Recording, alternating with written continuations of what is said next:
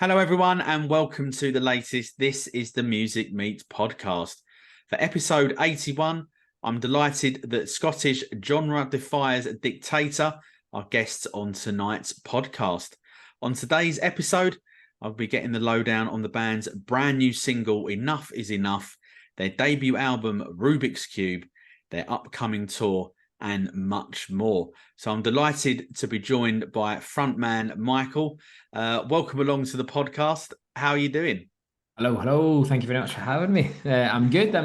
I'm on that buzz of release day, which is whenever you release a tune, you're always kind of nervously anticipating how it's going to be received. So, that's been pulling me through today, thankfully. Yeah, obviously, as you say there, Enough Is Enough came out today. And I've been looking quite intrigued actually to see what the reaction would be like across the socials. And I mean, it looks like it's been absolutely fantastic. It's been amazing, man. It's a Wednesday, right? So for anybody listening, and Wednesday's a weird release day. Usually Friday. Every song we've ever done's been a Friday. And basically we were going to release it on Friday there. We'd long set that date. But our mates in Mark Sharp and the Bicycle Thieves, I don't know if you've heard of those guys, but so they just released an album on Friday. Yeah. And we were like, we didn't know that they were going to release it on that date when they picked this date. And then we were like, boys, we're not doing that. That's Sam, we're not doing. So we decided to push it out to the Wednesday because we were like, you know what, might as well try it. Quite a lot of people have started doing it, so we'll see. So, but no, it's been class. The reception's been amazing, and again, it's good to get that feedback when you're doing stuff because often you're just sitting there writing tunes and doing things in your own kind of. You need to be pretty headstrong in terms of what you're doing because you hear nothing. And you're just like, oh, I hope this is all right. I hope no one's raging that we've done this or that. So it's good. Brilliant. And obviously I know I think it was on Tuesday or maybe it was Monday. I can't, days seem to be all merging into one a little bit at the minute. But obviously there was a little post that you put out with a bit of background to the song. But maybe for people that maybe haven't seen that particular post, can you maybe just give us a little bit of information about how the song and how it all came together? Yeah, no, definitely. So it's a little bit more political. You can hopefully tell the lyrics. It's very on the nose. I don't think we try to hide that. Very conscious, like as a band, to not be too political. As in, so what I really struggle is there's a lot of bands who capitalize on being political, right? Yeah, and potentially not for the most sincere reasons. So they're not doing it to either support the cause or to frame the cause in terms of like what's actually happening, but kind of to jump on the cause and kind of ride on the coattails of it, right? So when we had this, we actually wrote at the start of the year, and it was when the strike action kind of started, and after a particularly hard winter. And to be honest with you, mate, it's never really, the landscape's never changed. I don't think there's ever been ever a happy population with the government and all of the steps that they're taking, but it kind of reached a real peak then, and it had real kind of, I don't know, it just reminded us of a lot of what happened and what our parents had went through and stuff like that as well. And a lot of the same history was just repeating itself. So for us, it was difficult because we want to try and frame what's happening right now, right? Yeah. Without sounding like we're just jumping on the cause and being like, come on, share this. So there was actually there was a movement called Enough Is Enough, right? Quite a lot of us are related to people who were actually impacted by the strike. So there was like quite a few of our families are teachers, and there was a lot of friends and stuff who were post office workers. There was a lot that was feeding into that, and especially like we felt the sentiment. It actually related to us, and it was important to us, and we weren't just saying it. So the kind of tune itself is a kind of fun thing to play, and it's really enjoyable. But the message behind it is to kind of, I don't know, it's just to reiterate that this isn't going away, and we're not going away, and to just try and remember to kind of stick together throughout it, as opposed to getting caught up in it. So it's a difficult one. I know that's a bit of a waffly answer, but it is a little bit more political. Literally, we done another podcast last week, and I spent about 10, 15 minutes just talking about how not political I was, right? I was giving all of my political opinions and views and stuff. But the aim is not to polarize, it is to publicize, right? That's the kind of tagline. So, yeah. Sure. So do you think, maybe it's quite a difficult question maybe to answer this one, but obviously, as you said there, that it is a political song, but obviously Dictator aren't a political band. So do you think that this might just be like a one-off song just to sort of, like highlight and sort of draw attention to the strikes and obviously the particular issues that obviously we know that have been going on for some months and almost about a year or so now, roughly. Started again as well. But do you think that maybe Dictator might continue down that route? Although reading between the lines there of your answer, that you think that you've got to be fully committed and not just jump on a cause for being on a cause type of thing. But do you think as well that it is actually important for bands, to highlight these type of issues? Because obviously a lot of bands sort of take a step back from it and don't in their music. They might have an opinion on it, but not necessarily, write that across in their music. Yeah, no, definitely. So first part, would we do it again? Our first ever track was a track called "Anthem for a Doomed Youth," right? Yeah. So I obviously we've got it up the sleeve. We kind of shy away from it. The one thing I would say is that I do think there needs to be. You really need to read up and be educated on the topic. This is the difficulty, and this is why actually a lot of it results in arguments and misunderstanding. But there's a lot of hate between whatever political side you're on, right? But the hate just kind of stops any sort of discussion at all, because there is no getting through that sometimes. And in fact, in any other walk of life, I think it's important that there needs to be a healthy debate with people you maybe disagree with politically, but you can't just go in there where you're preempting, I'm going to hate you no matter what you say. And a lot of we're working class, we care very socialism and stuff. There's a line in the tune where obviously I'm just like, I'm a champagne socialist, which is a common kind of thing of it's easy for you to say on it, but actually you're doing all right, X, Y, and Z.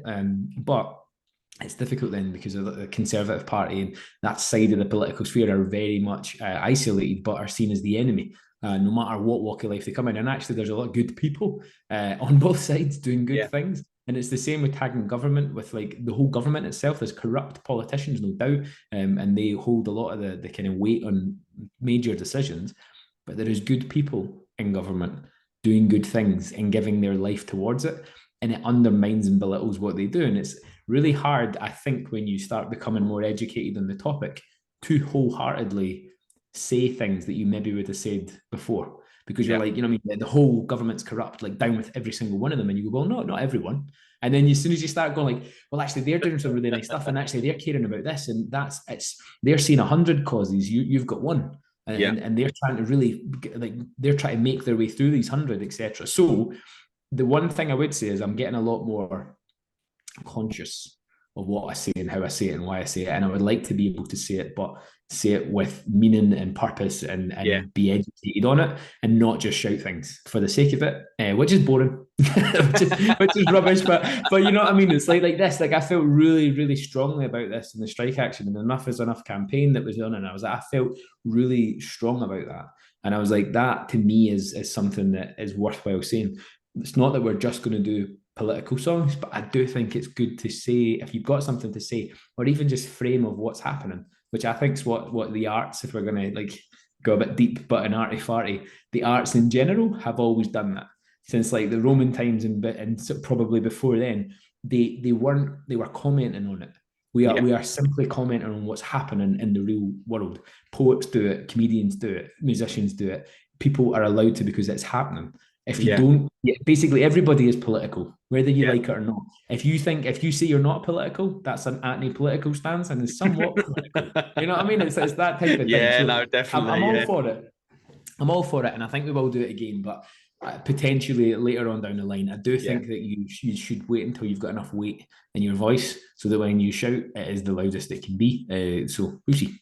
Yeah. The second part of that you were asking about, was it, what did you say? It was all bands, should bands kind of think about doing it? Yeah, that's right. Yeah, no, you've sort of said it a little bit there, because I guess to an extent there is probably is a little bit of a political stance in some form of the songwriting. But do you think that bands should try and whether or not if it would be grassroots kind of trying to establish yourselves, or the you know, the bigger bands? Do you think that if they've got that platform, that they should try and, you know, support a cause, assuming of course that they actually believe in the cause? Obviously, one of the things that you were saying there before. Yeah, 100%. I think you should, but you need to be educated. You have to, especially if you have a platform. Yeah. One of the key things in all of this stuff is if you grow a platform, you almost owe it to everybody to be researching your whatever you're going to support. So don't just say like I'm supporting this cause without genuinely looking into it and knowing about it. And I think that everybody, it's just real life. Yeah. It's not that you're political. The only thing I would say is if you start saying you're political, or you go down that sort of Billy Bragg route, right, which is amazing and like that's like cool stuff, and you people don't want to touch you with a barge pole. Like they're just like, they're like, oh, don't really want to book these guys, or like, and you're like, fine. Look, the music is the main thing. We hope the tune is good. We hope the sentiment is good. But I would encourage everybody to take the boring route and actually just, rather than shouting it in the void, you're never going to change anything by doing that. If you genuinely are serious about it and you're like, I support this cause, there is ways you can change it. You can comment on it and you can research it and you can kind of mobilize everybody around you, which is the kind of idea. So yeah, we'll see. I would encourage it. Yeah, sure. Well, definitely. Yeah, as I said there in the beginning, that it is a fantastic song, and I think as you know, you have definitely got the sentiment and the sort of the spirit as well across fantastically. To me, so yeah, job well done on that part. But I just want to kind of like just rewind a little bit, almost really to like the very beginning. Can you remember kind of like from yourself at what point you started wanting to make music, and eventually like that must have led into becoming a band? Was it always you wanted to be in a band, or was there any other, you know, maybe just going out on your own type of thing? Yeah, no. So I can remember ever since a young boy, I had the old kind of musical trope of like my dad had a Casio keyboard, and I just sat and played it and learned it and got right into it. And the older I got, the more there's a couple of distinct phases, right? Which is when I was younger and just obsessed with this bossa nova beat on a Casio keyboard, and I was like, wow, this is class. The second kind of phase was listening to, you know, Calvin Harris, Acceptable in the 80s, that album, the one where he went on a tour. That was the first ever gig I went to, and I was about 10 or something daft like that, Liquid Rooms, right? And I remember coming home and was like, wow, you can actually do this. You can do this. Like, this is a thing. People do this. Like, people do this as a career. And that made me genuinely go like, wow, this is class. I could do this. The next phase was when that's when I got entered into the guitar phase. And then from then on in, it was like band. Like, let's join a band. Let's make a band. Let's be in a band. And me and Joe from the band, we've actually been, since we were about 11, 12, we've been together making music regardless since then, right? And we've been in various forms. Like we were both in different bands, like the 2 and 2. But when it came to Dictator, in terms of what we wanted, I think we were so crystal clear on what we were after. And when we just wanted to double down on what we liked, a unique sound, where it's like we kind of fell into the indie trap of like, we're an indie band, so let's wear leather jackets and just be cool. And we were like, guys, we're no cool, so let's try and do music that we actually enjoy making and maybe can lead us and push us in different directions. So yeah, so I think it's that. Going back to then, since then, it's just been I think everybody's just trying to figure it out, didn't they? So yeah, no, definitely. Okay, well, that's quite a good little, you know, knowing the backstory of yourself and sort of how the band all came together. But I'm sort of coming up a little bit back to the sort of almost the present day. It's a couple of months. Obviously, you played the iconic King Tut's. You know, a massive in terms of importance and stuff for musicians in, you know, not just in Glasgow but in Scotland in general. Have you got any memories at all, or maybe like a funny story or anything like that from the gig? I mean, I'm imagining it must have been a bit of a bucket list moment as well to be playing such an iconic venue. Definitely, it's been, that was one of the goals from the offset. When we kind of all sat down and like when we first joined the band, we kind of we've been fairly professional about it, like in terms of what we're after, and really thinking things through. Whether it's like we've definitely been in bands where we've not done that before, right? King Tut's is one of those venues where we were like, this is on the band kind of dream so to speak, right? This is something we need to check off. So it was amazing. I think we sold it out within about 7 days, right? Which is amazing. Like what like we've supported there in various shapes or forms in our previous lives, right? Right. Being able to go to a venue as iconic as that, sell it out, and sell it out at that pace, phenomenal. I think all I remember from the day is just like we were buzzing about it, and we wore boiler suits. It was the weekend of the Masters, if you're into your golf, right? And I think we'd kind of we'd actually done some pre-show work, right, which is like pre-production at the Regal Theatre in Bathgate. Which is we're actually playing there again on Saturday. But anyway, it was really cool because it got to let us run a show a couple of times, and this was the first time we properly done some pre-production and really enjoyed it. But we got to invite our families along to the pre-production, right? Okay. And so like our nieces and nephews and kids and everybody were all there. It was amazing. It was just like getting to play a gig for your family. It was class. And weirdly, the King Tut's itself, obviously, that's like it was amazing. It was an amazing gig, and like we played really well, and there was a lot of, it was surreal. You normally just go into autopilot when you're playing, but what a gig, what a venue. And we played really well. I think we done it proud, which is good. But it's actually everything about the show before, after, the buzz of being there, being in the venue, walking up the steps during the day, and kind of you're hoping your name gets there one day and stuff like that, being in the back of the changing room and stuff. It's just one of those venues that I don't think you could really have a bad gig there. I think you just like, you know what I mean? I think we all appreciated it. There was a moment just before we went on stage and we were just we normally stand the four of us. See if you ever see us pre-show, by the way. So if you ever see us, we are genuinely, you're like, you know you're about to play a gig because we're just like, so boys, this will be good. Like just like nonchalant buzzing, but we're not like, come on, we're just like, cool boys, this is going to be good. And I just remember being like, right, this is going to be good. And we're just standing on the steps, and we had all beach balls and everything. I didn't know what we were doing. And I just the crowd, as soon as we walked out, was just phenomenal. And you live for that shit. So it was good. Yeah, fantastic. And sticking with like the gig theme, it's probably about 6 weeks ago, I think now, roughly. You obviously played your first major UK festival, so when you was at Why Not, and on the allotment stage. So kind of like, what was the experience like for you there? And is it sort of sunk in that you've played, you've, again, I guess, another sort of bucket list moment by ticking off your first major festival? Yeah, so it was phenomenal. We've long held an ambition to play like a festival in general, right? It's always the same when you go up, and since the Tina Park days, I don't know if you ever came up to Tina Park in Scotland, but that was the iconic festival in Scotland.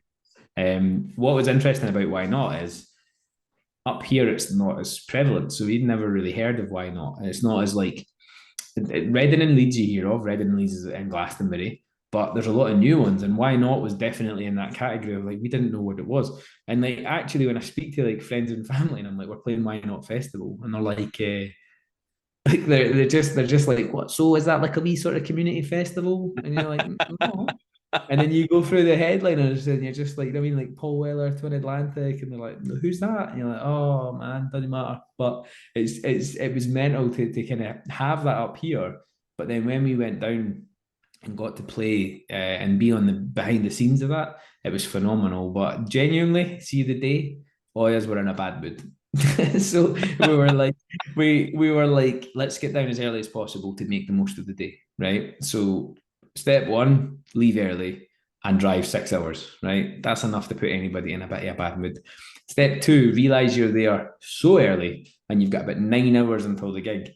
There's a severe weather warning, there's no phone signal, and there's a muddy field, which when you're playing a gig, you've got your stuff, you've got your stage garb, right? So you're wearing your stuff and you're like, boys, I can't like, so I've got these stupid wellies on because I can't wear my trainers. And I was like, we were shattered, and we were just like, and it was sideways rain. And anytime you opened the door, it was like, boys, we're going to get absolutely swept away here. And you know that we were just like, this is not how you imagined your first ever like festival to feel like, right? It's supposed to be easy breezy and everybody in a good mood. No, we were raging. It was my car we drove as well, so I was driving down the majority, and I was just knackered.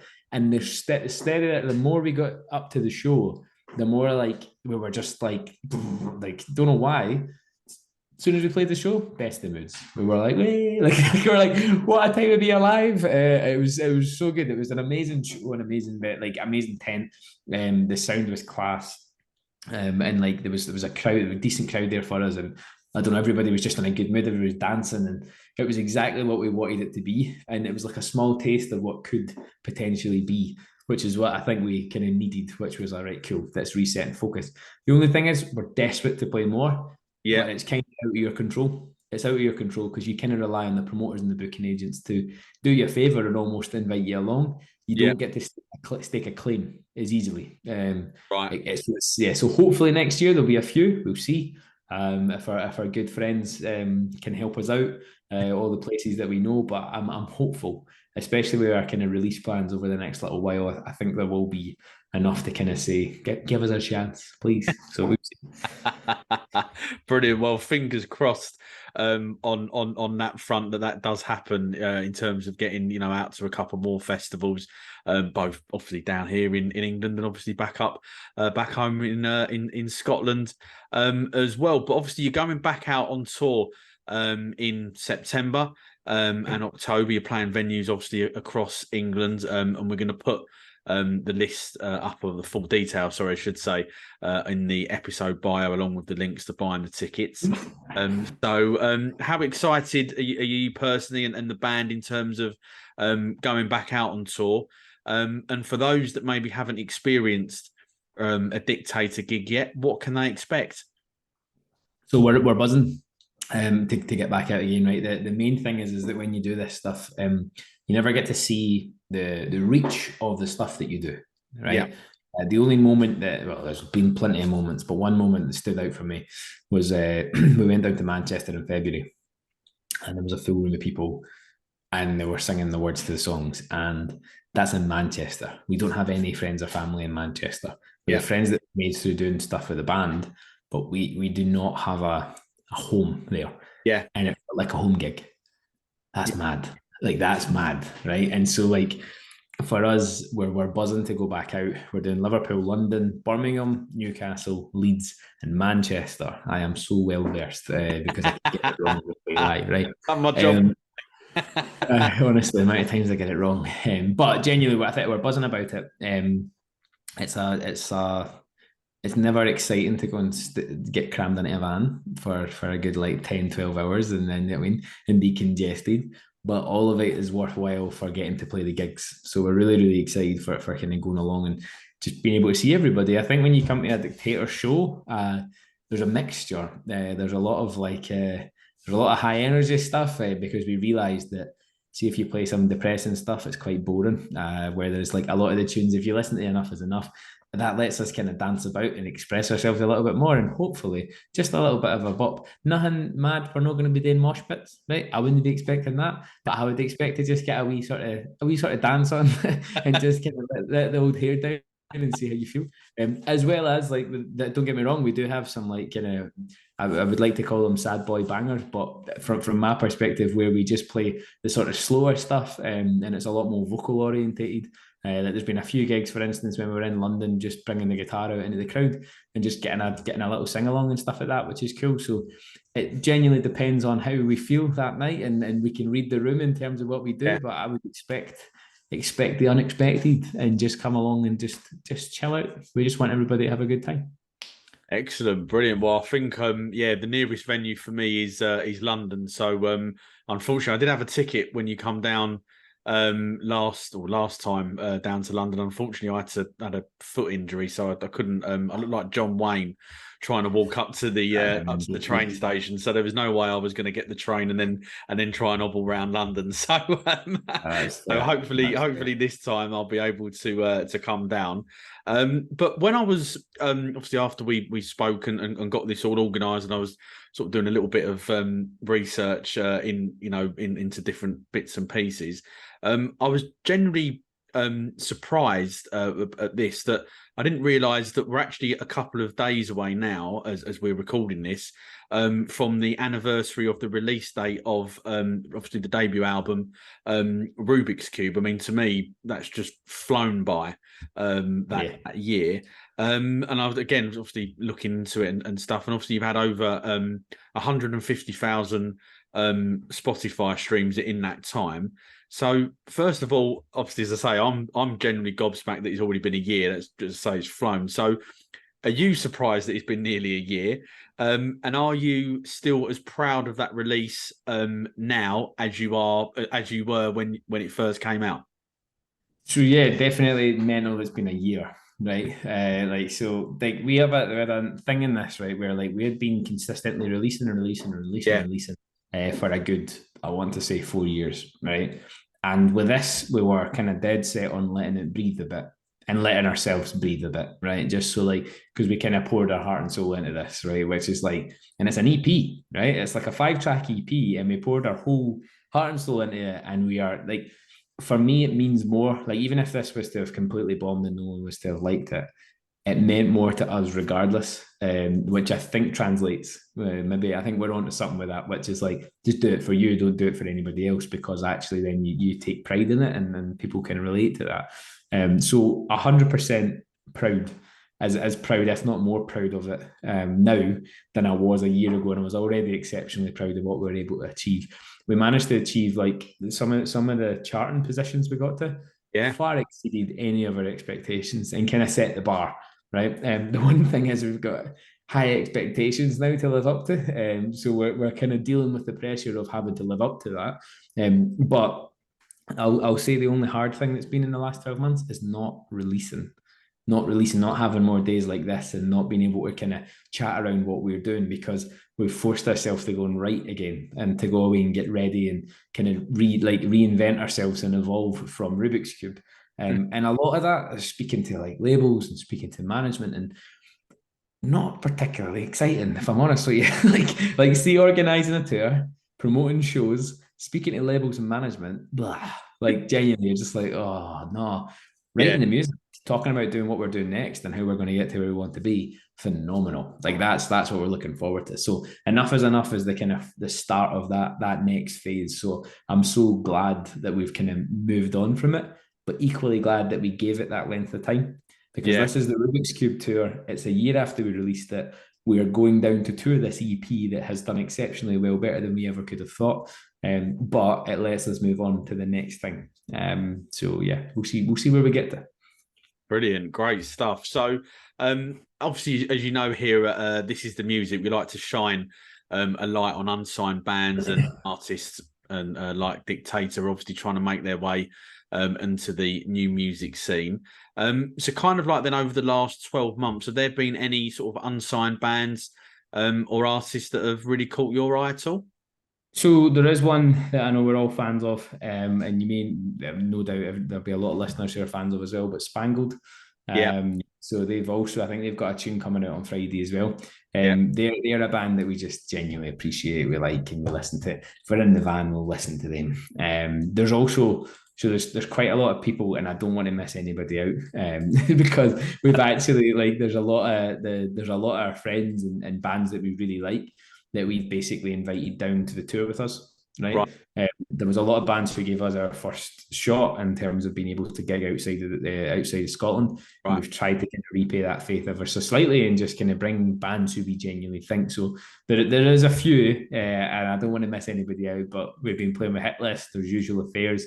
There's Unit 47 as well, but I don't want to miss out the rest of them, because they're equally good. It's just that they are kind of like from Scotland. You could basically mention loads if you wanted to. I think we're blessed in West Lothian. There seems to genuinely be something here or nothing here, so we all just do music.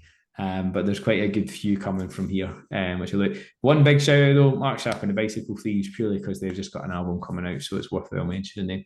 Yeah, definitely. Well, that is some great bands that you've mentioned in there. Quite a few of them, I must admit, I listen to quite a lot myself. And as you say, there, Mark Sharp and the Bicycle Thieves. Obviously, good luck for them. Friday, isn't it? Sorry, that they'll find out where they've charted. So yeah, fingers crossed that they come out on top. So we've obviously just sort of spoken a little bit about the band and what's been going on like over the past 12 months. or so. But I just want to throw some quick fire questions at you now to sort of find out maybe a little bit more about you personally and maybe the dynamics within the band. So the first question is, what is the one item that you couldn't live without? That's a good question. I'd probably say my Mac Mini, right? Right. Because that is Dictator. so like everything that's written and done for us and backing tracks, and it's all ran through Alan's SPD, but the fountain of it is the MacBook or the Mac Mini. So I'd say my Mac Mini. We go. Okay, lovely. So what are your 3 favorite albums of all time? Right. Glass Animals Dreamland. That was for me, that was like in recent times. It came out during COVID. We got this question. Was it last week? Has to be whatever people say I am. That's what I'm not. Yeah. It was actually Zach made the point that was like our generational Oasis album. If you know what I mean, like that was yeah. 100%. So I'd probably say that, and probably I'm going to say the Calvin Harris Acceptable in the 80s album, right? Just because of what it sparked, right? So yeah. I'm going to say that. That's what I'm sticking with that. Was it called Acceptable in the 80s, by the way? Because I just keep calling it that. I created disco. That's what it's called. I've called it wrong so many times. So Calvin Harris, I created disco. There we go. Oh, brilliant. Well, three fantastic choices there. And this is hopefully going to be a little bit of fun on this one. Which members of the band are most likely to get married to each other? Probably Alan and Zach, because they fight like an old married couple. So like the two, like me and Joe are we get on, dude, we're just nice and easy breezy. Zach and Alan have that dynamic of old married couple. So I'll say they two. Brilliant. Okay. Which member is most likely to run off and join a religious cult? So I would say probably Zach, because he's been telling us some of the conspiracies that he's been getting right into recently. And He knows the conspiracies, and he says he knows the conspiracies. But the passion that he's talking about these conspiracies is making me think you've sipped the Kool-Aid a wee bit. So Zach again, Zach. Brilliant, fantastic. And you're on a night out. Which band member is most likely to get themselves in trouble and maybe end up arrested? Joe Murray, 100%. Yes, Joe. But not in a bad way. Like, he's the type of guy he'd find himself in trouble and then he'd make best mates with the police. So and then they'd be like, he's just a good guy. We'll let him go. So yeah, I'll say Joe. Brilliant, great stuff. I really enjoyed listening to those answers there. So what other plans then have Dictator got for 2023? Obviously, we've mentioned the tour that's starting in about a week or so's time. What else is on the horizon? Well, we'll see how the tour goes, see if we still like each other. We'll either knock it in the head come end of September, or we might move on. I think for us, we've been talking about what to do next. I think our goal is an album, but I don't think we can do that next because we'd have to compromise on how we do it. Right. Which we're not the biggest compromisers in the world. I wouldn't exactly tag us as that, right? So makes perfect sense to still kind of take the ethos of what we want to do, release singles. But I think we'll probably do an EP. And basically for us, it's just a case of getting music out again. That's the key takeaway is that we've got to start releasing music again and reminding people who we are, what we're up to, and the way direction that we want to go. And then we're away on tour this September.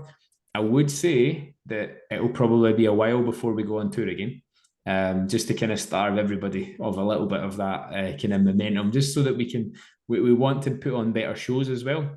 So like we're going to go on tour and this is going to be brilliant, but what we want to do is make sure that we're getting to play like really good venues and put on good shows. But to do that, it costs money. So we're going to have to restrict our kind of touring schedule down to the genuine ones that we can do our best on. So I would say look forward to some releases coming up. And then hopefully moving into next year, there'll be a few shows announced, but we're hoping that those shows are worth waiting for. Right. Is the idea. So Brilliant. we'll see. Brilliant, great stuff. Well, Mike, that is unfortunately the end of the This Is the Music Meets Dictator podcast. Thanks so much for coming on. I've really enjoyed it and getting to find out a little bit more about the band dynamics and yourself personally. But before I do let you go, can you just let the This Is the Music listeners know the social media platforms that they can find Dictator on? 100%. You can follow us on Instagram at Dictator Band. We're on Twitter /X/whatever it is, as again Dictator_band. And then you can find us on Facebook by just typing in Dictator Band. So you can follow us pretty much everywhere apart from Bebo. You can also go to dictatorband.com. So we've got a website, a fully functioning website, not made by, but administrated by yours truly. So if anything's out of date, ping it on to me and I'll fix it. Brilliant, great stuff. We'll put those links in the episode bio along with the tour dates as well, as we mentioned earlier on as well. Mike, as I say, thanks very much for coming along and giving up a bit of time this evening. I really appreciate it, and I wish you all the best of luck with the tour. And obviously the single that came out today as we're recording this called Enough Is Enough, which is out on all streaming platforms. Thanks again for coming on, and I hope to see you very, very soon. Thank you very much, mate. Thanks for having me. And all that leaves me to say is to thank everyone for listening to the latest This Is the Music Meets podcast. If you're enjoying the podcast, please subscribe so you never miss out on any future episodes. And it would be amazing if you could leave us a 5-star rating and written review, as it really does help the bands and artists we interview to be discovered. Thanks for listening, and I will see you somewhere down the road.